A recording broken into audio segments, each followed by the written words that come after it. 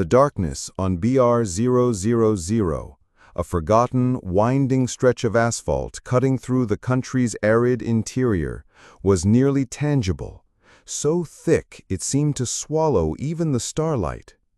A heavy, relentless rain poured down, and the worn-out windshield wipers of Jorge's old Opala barely coped with the watery curtain falling over the glass. Jorge, a traveling salesman who had tried to take a shortcut to reach the next town before dawn, now cursed the GPS that had led him onto this deserted highway. He had heard the stories before, whispers from fellow travelers and roadside bars, about a phantom trucker who haunted BR000. They said he appeared on nights just like this, dark, stormy, and deathly still, taking with him anyone who dared cross his path. Jorge, a natural skeptic, had always laughed off such superstitions.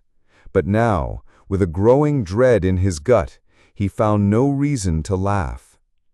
The silence inside the car was near complete, broken only by the steady hum of the engine and the pounding of rain on the car's roof.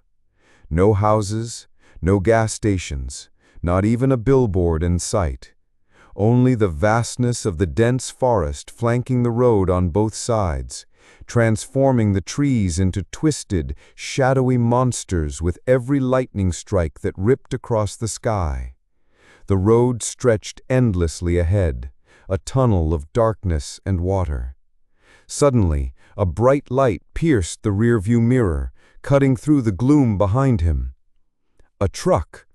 Jorge felt a momentary relief, a glimmer of hope. At least he wasn't alone. But as the truck quickly gained on him, he noticed something wasn't right. Its headlights glowed an eerie greenish hue, almost fluorescent, casting grotesque shadows on the road. When the driver honked, the sound was warped, more a deep metallic groan than a warning blast. Jorge, shivering from a sudden chill, moved aside to let it pass. As the truck rumbled past, an icy shiver ran down Jorge's spine. It was an old model, one of those flat-nosed trucks from decades past, rusted, weathered by time, its paint peeling and its cargo bed wide open, revealing a haunting emptiness. On the driver's door, a nearly faded but still visible image depicted a bloodshot, bulging red eye that looked like it was weeping. But the most disturbing thing was the driver. Jorge caught only a glimpse, a tall, thin silhouette inside the cab, but he felt a gaze fixed on him, intense and malevolent, even through the rain-streaked window. The truck had no license plate. Jorge hit the gas, desperate to put distance between him and that cursed truck, but minutes later, the greenish glow returned in his rearview mirror, rapidly approaching, defying all logic and speed. He slammed the accelerator again, the Opala screeching in protest, but the truck was closing in with a supernatural speed, its headlights just inches from his rear bumper. Then came a sound, thumping, from the truck's cargo bed.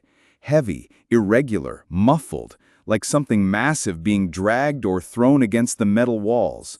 A pungent smell seeped into Jorge's car, a stench of rusted metal mixed with rotting flesh. Panicked, Jorge turned on the radio, hoping for any sound to break the tension, but all he got was static. The temperature inside the Opala dropped sharply, the air turning frigid. The truck began to push Jorge toward the shoulder, its green glow flooding his car's interior, transforming it into a twisted nightmare. The thumps turned into dragging noises, as if something big was trying to move or escape from the cargo bed. Jorge looked to his side, and the truck was so close he could see the rusted dents and filth on its side. Then he saw it. Through the small, rain-fogged rear window of the truck's cabin, a pale, distorted face was staring at him. Its eyes were hollow black voids, and its skin looked rotten, parts missing, exposing muscle and bone. There was no smile, only an eternal expression of agony and hatred. In that instant of pure horror, Jorge realized that the driver and the face in the back were the same. It was a twisted, malevolent being, disintegrating before his eyes, yet somehow still whole, held together by some dark force.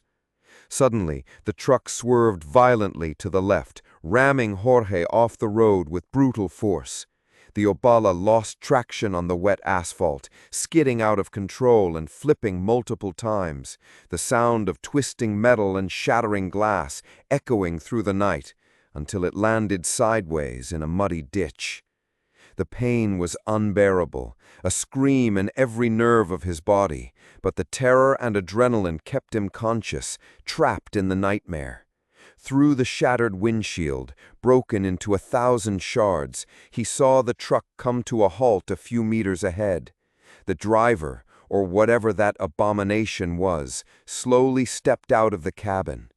Tall, staggering, clothes torn and soaked in mud and something darker.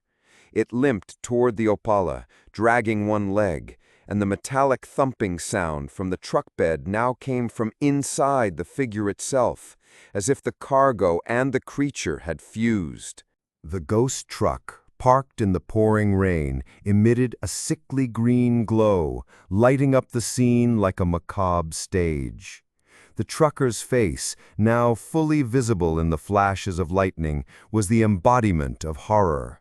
Decomposed skin, hollow black holes for eyes, and a gaping, eternal scream with no lips, revealing rotting gums and teeth. The figure extended a long, skeletal, ice-cold hand toward the shattered window, its fingers like claws.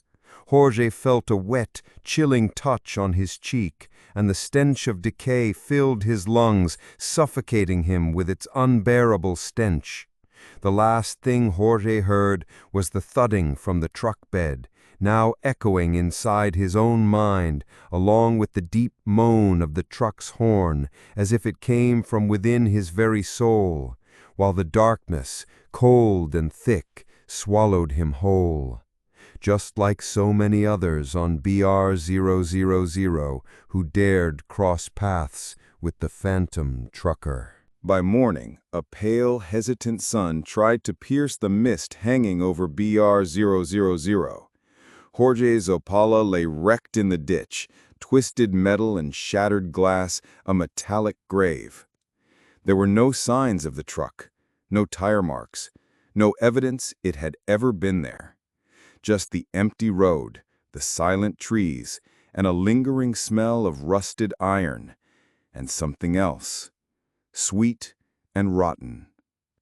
A promise that the phantom trucker still waited there for the next rainy night and the next soul to join his silent, eternal cargo.